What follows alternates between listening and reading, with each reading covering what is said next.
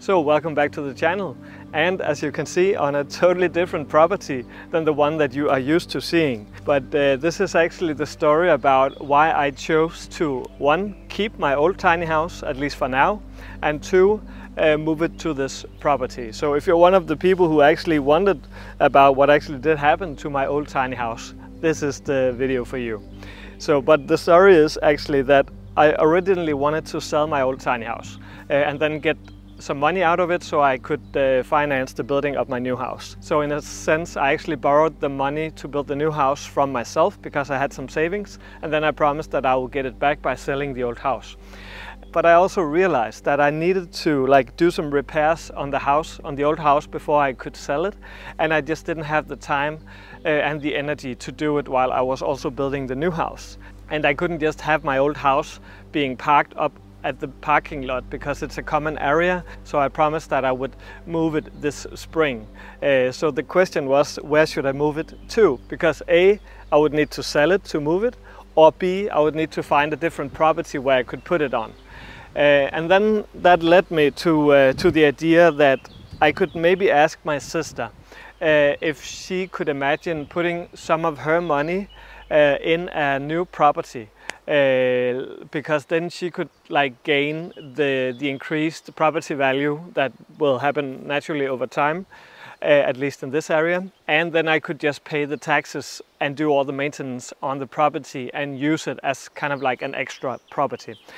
And she agreed to do it because she sold her house last year, and right now she's working at an embassy, so she doesn't really need the money for buying a new house. So that was seemingly a perfect fit. So, and by having the house on this property for now, I can do some maintenance and do some repairs on the house before I eventually will sell it sometime in the future. So, but let me just give you a brief tour on this, at least I think, very beautiful and wild property. And then I can also talk about one of the other major reasons why it is that I actually chose to keep my house for now. So this is the property. It's about 1,400 square meters big, which is kind of the same size as my old property, or the other property. So, sorry, it's a bit wobbly this. So Bossy Matt found his new favorite spot. And as you can see, the property is quite wild. We have the morning sun to the east here, some tall trees just adjacent to another wild property. And then we have the house up there to the north. And then on this side we have the fields that the house actually overlooks. So it has a very nice view to the fields in the evening. And as you can see, this property is just filled with wild vegetation. There are quite a lot of edible plants of different sorts, raspberries and some elder and some at least different herbs. So it has like this back section where I actually already put some potatoes in the ground, but they are struggling a little bit right now with the snails. And yeah, so it was a completely empty property when we took it over, and now it's slowly being turned into a very early stage homestead. So this is where I imagine that one could make a very sunny kitchen garden sometime in the future.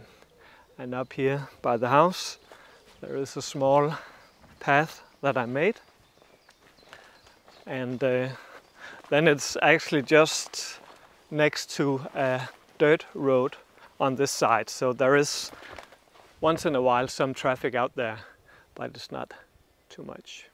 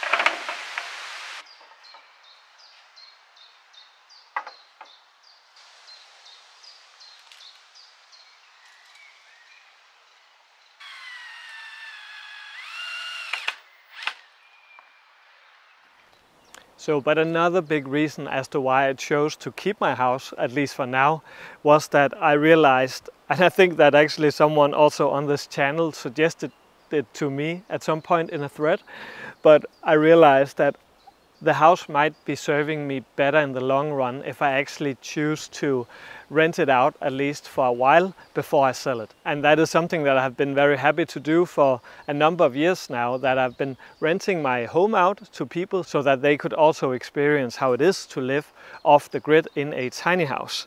And it has been a very valuable source of income for me, next to my presentations that I do and also my YouTube income. But this winter I experienced quite a big drop down in the total view time on YouTube, I think for some algorithm reasons, so I don't get that much money as I'm used to getting from YouTube.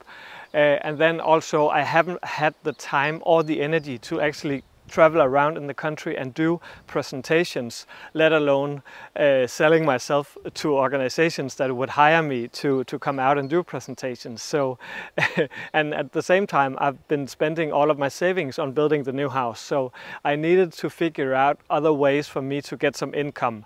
By renting out my house, that is a very secure and easy way for me to get at least some extra income that can supplement my YouTube income at the moment. So that is kind of like an economic strategy for me. And I think it was in the autumn I made a video about my economy and how I talked about the resilience of my economic setup, because I have like 3 sources of income. So if I don't get that much income from one source, then I can maybe get from some of the other sources. But now the 2 sources are almost down, so I need to build up a second income for me to be having like the economy that I'm used to having. And I don't want to like be fear mongering, but some people are also talking about an economic crisis maybe hitting here in the autumn of 2025. So I'm also like prepping a bit for that, so that I'm a little bit better insulated if that will happen. So, but anyways, now I will show you the process from the last month or so, where I have been working like not only on the other house, but also on this property to make this house ready for renting out. Because I've been building like a toilet house, or a compost toilet house. I've been starting up somewhat a new garden, but it's struggling a bit with the snails. And then I of course have done some repairs and clean up in the old house, and I'm still doing that. So I'll just show you the process of me doing that. And then later I will talk a little bit more about what my actual plans are for the house, and how you guys have actually helped me come up with some great ideas as to how I can optimize my house for the future.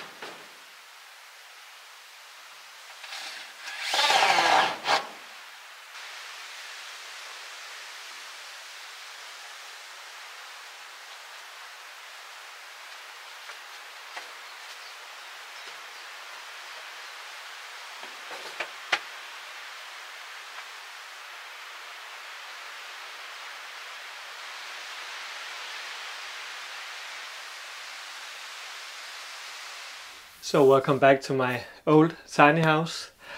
Did you miss it? Because I didn't realize actually that I did before I had it all cleaned up and made somewhat homey again. Just the last couple of days here. So now I kind of get the vibe that I had when I lived in the house, because for the entire winter and the spring this house has been in a way kind of dead to me, because it was just messy and like parked on a parking lot and not really comfortable to be in, and yeah, filled with building material and stuff. So now it feels like a home again, and it's kind of nice to be back. I feel a bit nostalgic actually about it, but not nostalgic about the fact that like Bosimat is around, because he's still like such a massive dog. So I just get claustrophobic just by thinking about how it is to live with him in here, because like there is not enough room for him to move around, and so my solution back in the day was for him to just lie on the couch, but I can't do that now, because now it needs to be pet free because of the guests that will come and visit hopefully.